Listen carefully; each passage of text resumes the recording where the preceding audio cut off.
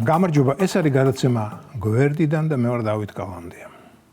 მეგობრებო, ჩვენი სატელევიზიო არდადეგები მშვიდობიანად დასრულდა და მეც მშვიდობიანადვე დაგიბრუნდით. დიახ, დავბრუნდი და ისევ თქვენ წინაშე ვარ და ვცდილობ თქვენთან ერთად გავერკვე სიტუაციაში. გავერკვე თუ რას გვიმზადებს ხვალინდელი დღე, სანამ ჩვეულ საქმეზე გადავიდოდე, მინდოდა მეკითხა თქვენთვის ზაფხული როგორ გაატარეთ მეთქი, მაგრამ იმის გამო რომ ცალმხრივი კავშირი გვაქვს, ანუ თქვენ ჩემი გესმით, მე კი თქვენი სამწუხაროდ ჯერჯერობით არა ზაფხულის შესახებ არ გკითხავთ.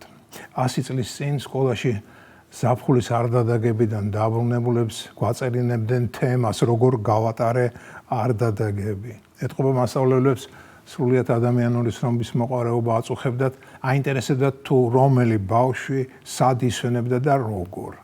მაგრამ იმ დროს ზაფხულში ბავშვების დასვენება საკმაოდ სტანდარტული იყო. ან სოფელი, ან მთა, ან ზღვა. ისიც რასაკვირველია, საქართველოს სანაპირო, აფხაზეთი, აჭარა. ახლა წარმოვიდგინე რამდენად უფრო მრავალფეროვანი დასვენება აქვს ჩვენს პატარებს. თურქეთი, საბერძნეთი, ბალი, მალი და ასე შემდეგ. ანუ თავის დროზე ტყუილად არ გვიბრძოლია საბჭოთა კავშირის დაშლისთვის. რომ არ გვებრძოლა დღესაც ან სოფელი, ან საქართველოს ყირიმის, ბულგარეთის სანაპირო გვექნებოდა დასვენებისთვის. ეს ყველაფერი კარგია, მაგრამ ახლა ჩვენ და თქვენ დასვენებულებს ძალისა და ღონის მობილიზაცია კვლავ გჭირდება. კვლავ უნდა დავიცვათ ჩვენი ქვეყნის სიმშვიდე და მომავალი. ოქტომბერში ადგილობრივი არჩევნებია და მტერს კვლავ არ ზინავს. დიახ, მეგობრებო, არ მოგესმათ სიტყვა მტერი ვიხმარეთ და მიმაჩნია რომ დღევანდელი ოპოზიცია ის ვინც კვლავ ვერ ისვენებს და ვერ შეეგუა რომ მე-13 წელია პირწმინდად აგებს ყველაფერს რის წაგებად შესაძლებელია არის მტერი. მტერი მტრულად იქცევა და მტერსაც მტრულად უნდა მოვექცეთ, ანუ კვლავ დავამარცხოთ.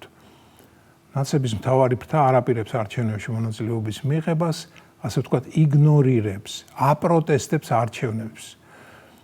მაქვს საფუძვლიანი ეჭვი მეგონოს უბრალოდ თავიდანვე იციან რომ წააგებენ და ამიტომაც დაიწყეს ეს აფერისტული თამაში, პროტესტი, იგნორი და ასე შემდეგ. და რა ეგონათ ისინი თუ არ მიიღებდნენ არჩევნებში მონაწილეობას, ხელისუფლება ჩაშლიდა არჩევნებს. ხელისუფლება იტყოდა რომ კაი რა კი თვით ნაციონალური მოძრაობა და მისი ფილიალები არ მიიღებენ მონაწილეობას, მაშინ ჩვენს არსებობას აღარ აქვს მნიშვნელობა და ფასი. მე ხელისუფლება დაყრიდა ფარხმალს და გაიქცეოდა ქართული ოცნების დედაქალაქ ჩელაბინსკში. და ნაციონალური მოძრაობა კი შვიდობიანად დაამხობდა ძალაუფლებას და მერე კი დაიწყებოდა თავდავიწყება. ალბათ ასე ეგონათ ამ ლუზერებს. კოვზი ძალიან ღრმად ჩაუვარდათ ნაცარში. ხელისუფლებამ ყურიც არ შეიბერტყა ამ მიმართულებით. არ გინდათ მონაწილეობა, ნუ გინდათ. ჩვენ თავისუფალ ქვეყანაში ვცხოვრობთ და არავის აქვს უფლება ვინმეს დააძალოს, რომ არჩევნებში მიიღოს ან არ მიიღოს მონაწილეობა. ეს ყველას საკონსტიტუციო უფლებაა. თანაც როგორც აღმოჩნდა ზოგიერთი ოპოზიციონერი დიდი სიამოვნებით მიიღებს არჩევნებში მონაწილეობას და ესენი არიან ლელო და გახარიას პარტია. მათთან ერთად სხვა პატარა პარტიებიც აპირებენ ამ საარჩევნო მარათონში ჩაბმას და მოკლედ არჩევნები შედგება. მეგობრებო, მსოფლიოში ისეთი ქარი კი არა, ქარიშხალი უბერავს, ისეთი ეგზისტენციური ძვრების წინაშე დგას კაცობრიობა და ჩვენ კი იმაზე ვლაპარაკობთ, მიიღებს თუ არა ლევან ხაბეიშვილი არჩევნებში მონაწილეობას. არ გეჩვენებათ, რომ თამასა ძალიან დაბლა გვაქვს დაწეული?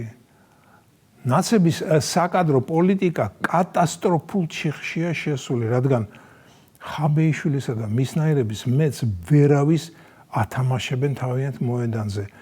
მაგრამ ჩვენ რა დავაშავეთ? ხაბეიშვილის ნაირებთან ბრძოლა არ შეიძლება.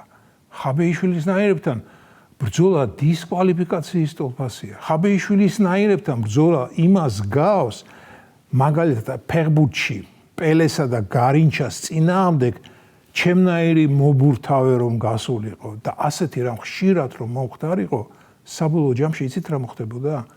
ის რომ პელე და გარინჩა მოდუნდებოდნენ და კვალიფიკაციას დაკარგავდნენ. და უცებ მართლა კარგი მოწინააღმდეგე რომ გამოცხადებულიყო, პელე და გარინჩა დამანგრევლად წააგებდნენ. მგონი ხატოვნად აუხსენე თუ რას ნიშნავს, როდესაც შენი მოწინააღმდეგე ხაბეიშვილისნაირი კადრია. ხაბეიშვილი ახლა კრეფსითი სახელია, მაგრამ მგონი მიხვდით რაც ვიგულისხმე. ისე კი ხაბეიშვილის ნამდვილი სახე ჩვენმა დიდმა მხატვარმა, მონუმენტალისტმა გია ბუღაძემ გამოსახა თავის უკვდავ ნამუშევარში. იმედია ნანახი გააქვთ. მე რომ დავინახეთ ცოტა შევშინდი და სტივენ კინგის ბნელი სამყარო გამახსენდა. მგონი დიდმა ხელოვანმა თავის დაუნებლიად გამოსახა ის, რაც სინამდვილეშია, ხაბეიშვილის ნამდვილი სახე. ხაბეიშვილის ადგილას ამ პორტრეტის ნახვის მერმე მხატვარს დუელში გამოვიწვევდი. მოკლედ, მეგობრებო, როგორც ლეონ კავალოს ოპერა ჯამბაზებში ტონიო ამბობდა, პატივცემულო პუბლიკა, ჩვენ ვიწყებთ. ეს იყო გადაცემა გვერდიდან და მე ვარ დავით კალანდია.